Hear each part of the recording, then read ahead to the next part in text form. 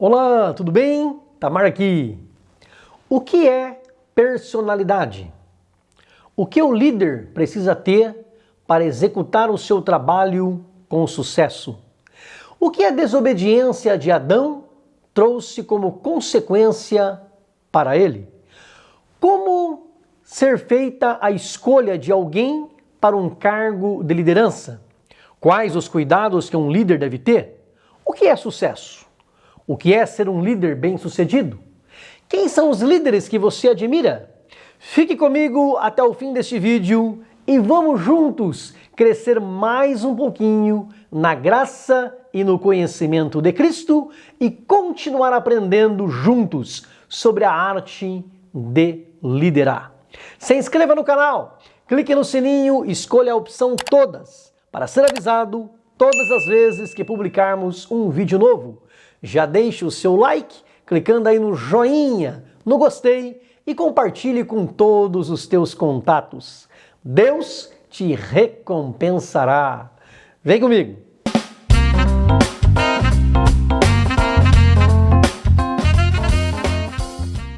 O líder é, antes de tudo, uma pessoa.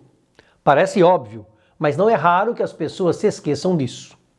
Muitas vezes o líder é visto e tratado como líder, mas a pessoa por trás do líder não é notada. E essa pessoa tem necessidades, sentimentos, emoções, forças, fraquezas, vulnerabilidades como qualquer outra pessoa. Mesmo os grandes líderes da história, nenhum líder consegue ser bem-sucedido se não estiver bem consigo mesmo. O líder cristão tem um bom relacionamento com Deus, consigo mesmo e com o próximo. Sem esta tríade, não há sucesso. É necessário um relacionamento transcendental com o Criador, um relacionamento intrapessoal consigo mesmo e interpessoal com as pessoas à sua volta. Quando Adão desobedeceu a Deus, ele feriu o seu relacionamento com o Senhor. E agora, Deus já não podia mais falar-lhe face a face. O pecado, a impureza, não pode se aproximar de Deus. Ele é santo e o pecado faz separação entre o homem e Deus. O relacionamento com Deus ferido trouxe vergonha para Adão. Ele já não estava bem consigo mesmo e colocou a culpa em Eva. O relacionamento com o próximo também foi prejudicado. O líder cristão precisa cuidar do seu relacionamento com Deus, depois consigo mesmo, e só então conseguirá desenvolver conexões sadias, convivência saudável, comunhão com os seus liderados, seus pares e seus superiores. A personalidade do líder não é algo estático, fechado. Ela é moldada todos os dias através das experiências. E o líder cristão procura ter a sua personalidade, o seu modo de ser e de agir, o mais parecido possível com o seu mestre, Jesus. Cada um de nós temos uma personalidade diferente, um modo de pensar, de sentir, de agir. É essa personalidade que define quem somos. Nós somos aquilo que pensamos, o que sentimos, o que fazemos. Logo, a personalidade nunca está acabada, nunca está pronta, não é imutável ou estática, é dinâmica. Você já ouviu falar fulano, fulana não tem personalidade? Não é verdade. Todos temos. A personalidade pode ser diferente. O caráter, que é outra coisa, pode ser bom ou ruim, mas a personalidade todos têm e é única em cada indivíduo. O líder cristão é aquele que está sempre disposto a melhorar a sua personalidade, mudar o seu jeito de ser, de pensar, de agir, de sentir. O líder cristão precisa ter postura de um líder cristão, atitudes de um líder cristão. Nós somos corpo, alma e espírito. Isso significa que somos seres espirituais habitando um corpo carnal. Logo, temos um lado espiritual e temos um lado humano. E é assim que o líder deve se ver seus liderados e ser visto por eles. Somos humanos. Todos temos os mesmos sentimentos, somos capazes de sentir as mesmas emoções. Estamos sujeitos a ter os mesmos pensamentos. Não há super-herói, super-heroína na Terra. E isso é no mundo da Marvel, da DC. No mundo real, não há super-homem, Homem-Aranha, Batman, Mulher Maravilha, Capitão América, Homem de Ferro, Hulk, Wolverine, Flash ou Thor.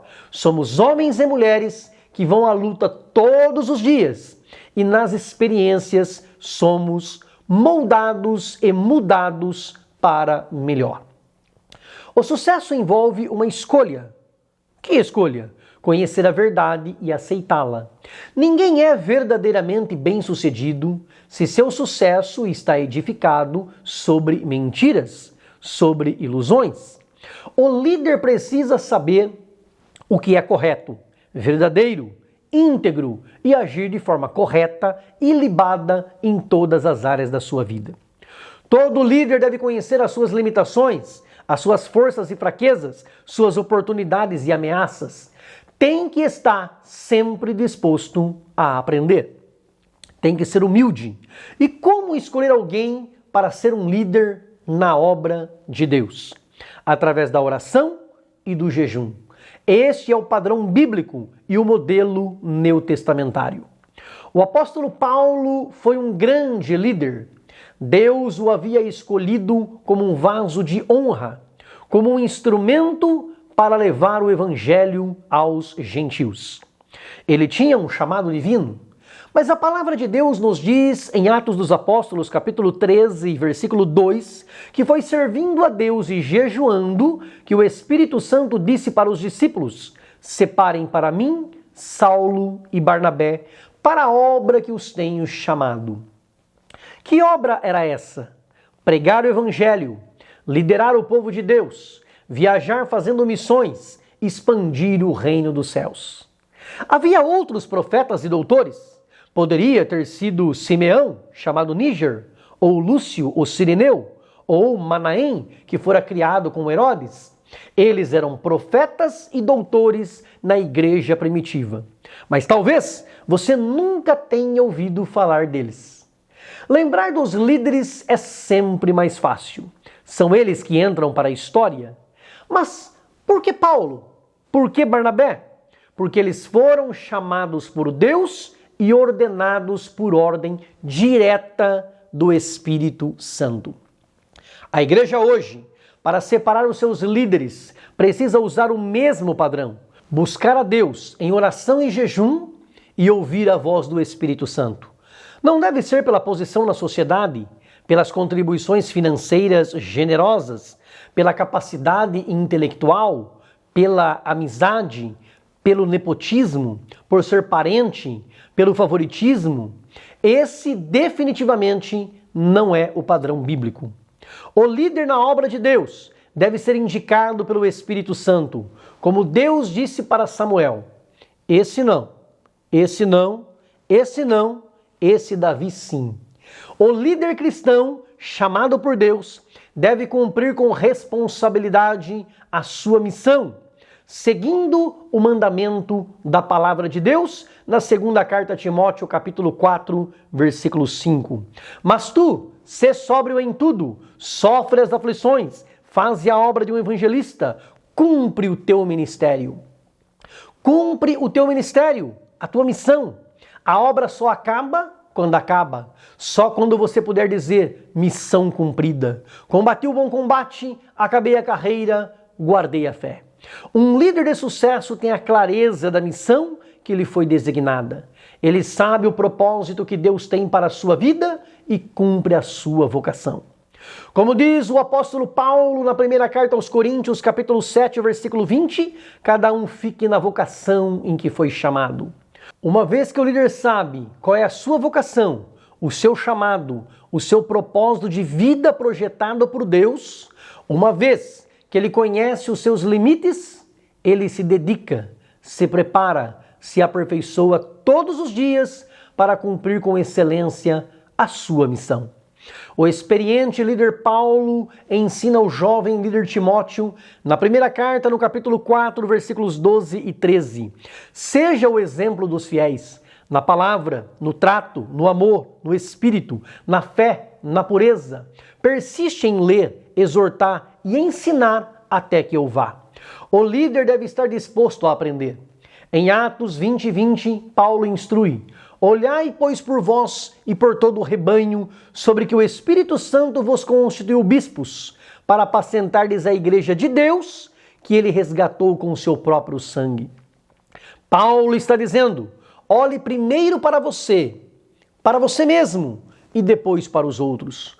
Cuide de você, para depois cuidar do outro. Faça primeiro, para depois pedir para o outro fazer. Lidere pelo exemplo. Seja o exemplo. O líder Paulo continua dizendo na primeira carta a Timóteo, capítulo 4, versículo 16: tem cuidado de ti mesmo e da doutrina, persevera nestas coisas, porque fazendo isto te salvarás tanto a ti mesmo como aos que te ouvem. Líder, cuide de você para que você seja salvo. De que adiantaria salvar os outros e você mesmo se perder? Gerencie as expectativas. Não espere demais do seu líder. Não espere demais dos seus liderados. Quem seta altas expectativas pode se frustrar. Dose as expectativas. O líder precisa esforçar-se, se dedicar, se preparar e, havendo feito tudo isso, reconhecer que sua capacidade vem de Deus. Você pode ter o melhor preparo do mundo, as maiores habilidades humanas, mas sem Deus você não é nada. Eu não sou nada. Nós não podemos nada. O sábio líder Paulo diz na primeira carta aos Coríntios, capítulo 3, versículo 6: eu plantei, Apolo regou, mas Deus deu o crescimento.